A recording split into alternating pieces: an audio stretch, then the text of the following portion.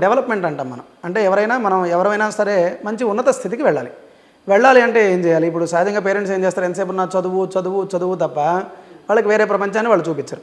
ఇప్పుడు సహజంగా నాకు తెలిసిన వాళ్ళే చాలామంది ఉన్నారు, చదువు రాలేదని చాలా ఆందోళన పడతారు. కానీ వారికి ఇష్టమైంది ఏదనేది ఎవరు చూడరు. కరెక్ట్. సహజంగా ఒక జ్యోతిష్యుడు అనుకోండి, చూడంగానే వీడు ఏ చదువులో రాణిస్తాడు, ఒక విద్యలో రాణిస్తాడా, లేదు ఒక మంచి క్రికెటర్ అవుతాడా, లేదు వీడు ఒక డాక్టర్ అవుతాడా, లేదు వీడు యాక్టర్ అవుతాడా, ఇవన్నీ కూడా ఒక జ్యోతిష్యుడు జ్యోతిష్యపరంగా ఒక 60 నుంచి 70% చెప్పవచ్చు. 100% చెప్పలేకపోయినా ఖచ్చితంగా ఒక 70% నిర్ణయించవచ్చు జాతకాన్ని చూసి. కేవలం దశమ స్థానం చూస్తే వీళ్ళు ఎలా యోగిస్తారు, నెక్స్ట్ వీళ్ళ యొక్క ఆలోచన విధానం ఎలా ఉంటుంది అనేది మనం చెప్పవచ్చు.